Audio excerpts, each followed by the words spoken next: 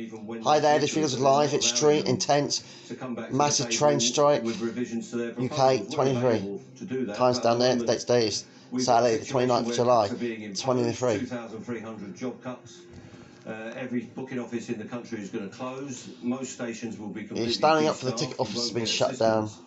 What can you do? Disabled or people that need assistance. And of course they want to put everyone through an app and through websites, which will mean they'll sell the tickets that they want at the maximum profit. So we need a settlement to this dispute, but it's down to the government to enable that, and at the moment they're not doing it. A couple of points I'd like to raise with you, and we'll come to the ticket office closures in a second, if that's okay. Can you just explain the relationship? Because I think some people will be wondering why you say the government won't come to the table.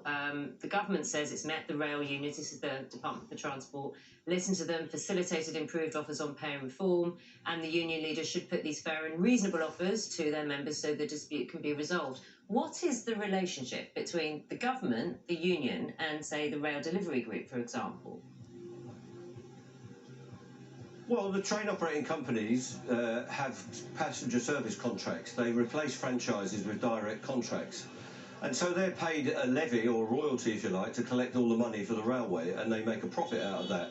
In return, the government dictates their negotiating strategy and tells them exactly what they can say through a mandate. And they fix that mandate to include thousands of job cuts, closing every ticket office, attacking engineering grades, attacking train crew grades, and attacking our catering services. So if they get away with shutting all these ticket offices, the government is going to move on to cutting catering and cutting all the other services on our railway, so that the costs are stripped and so that the companies make more money. It's part of a dogmatic approach to privatisation. So the government is in direct control of this dispute. Everything goes to the Secretary of State. The ticket offices, if they're closed, will be under the pen of the Secretary of State, and he dictates, Mark Harper, exactly what is said to me at the negotiating table. So they are in control, and that's a contractual arrangement. It's in the public realm. You can go and read that stuff for yourselves if you like. They are in complete control of this dispute, and they've subsidised the dispute to a level of £1 billion of costs that they fed into the train operating companies to face down this dispute. It's also cost the economy £5 billion. If you speak to UK hospitality, it's costing a fortune to have this dispute when we could have a reasonable settlement. And in that sense, the dispute is completely corrupt, because it's not based on any business sense. It's based on ideological right-wing dogma, which is what we're getting from the government at the moment. What do you want in terms of pay, for example? Because at the moment, the ASLEF union, for example, has rejected a 2-year offer which involved a backdated pay rise of 4% for 2022, a 4% increase I'd like to know, this my year. friend. What numbers are acceptable? We need to end somehow with the strike. Well, we haven't had a pay rise for 4 years, and in that time inflation's probably been near to 25% if you aggregate it all together. But the immediate issue in front of us is... Well, I don't think any of us will get a pay rise longer, mate. They've given me statutory... I work for the Council of Woking, and they're not going to give us a pay rise next year. Leaving the industry. I think we're going to accept life and get on with it. I'm sorry. Passengers. They'll collect a P45 and be made unemployed. And you don't get a pay rise if you haven't got a job. They're then going to move on to catering and engineering and other workers in the industry. So the immediate thing is job security in the services that we work on. When we've concluded those issues, we would like a pay rise that addresses some of the cost of living crisis. Now, I'm not going to put a number on that on the BBC. I have to deal with that when I meet with the companies and with the government. But at the moment, the offer they've made is less than half the rate of inflation over those 4 years. So our members are not only faced with the threat of losing their jobs, they're getting poorer all of the time due to the wages, and indeed it's impacting their... When you're on strike, you don't get paid, do you? But if you don't get paid, how can you afford to strike? So there's a lot of issues to deal with, but they can be resolved fairly sensibly if people come to the table with goodwill.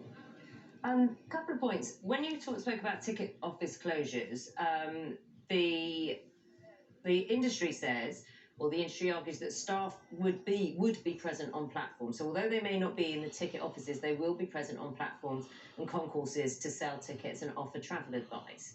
So that's kind of one pushback in what you said about de-staffing train stations.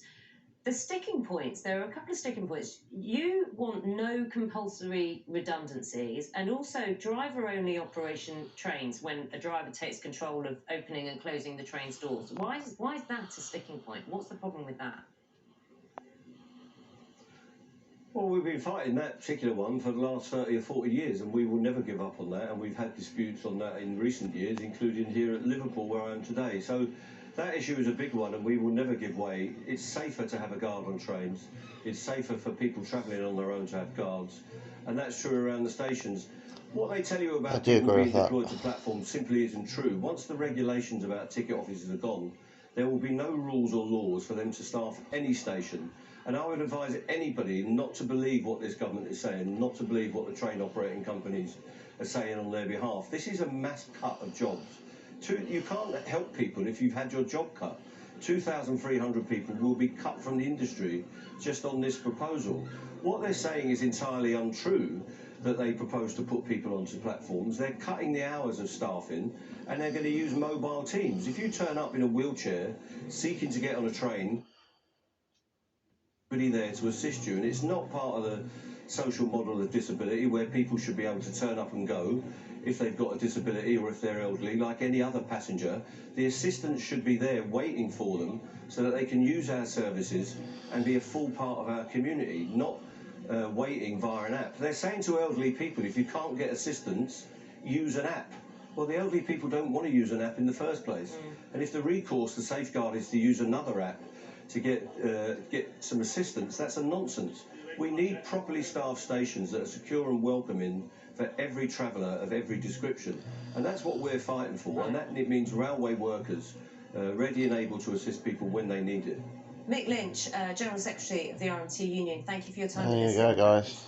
It's been shut out by him. 8:37 is time now. Saturday. If you like this video, please follow up and subscribe to my channel on Sunday James and my friends Marky and Jimbo on the ITF Friday theme. So Hills Race Station show every Friday, 3 to 5 p.m. analog, a digital at 100 to 1700 ITF Friday theme. So Hills Race Station show, and this is my last show every Sunday at 9 to 12 p.m.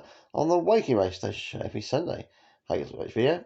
Like full speech always, quick spot the needs and the money outweigh the needs of you. Please subscribe to my channel on Sunday James. You hear about the train strike, you hear what's going on. Believe what you believe in, but we are at a deadlock at the moment with these train strikes. To watch this video, subscribe.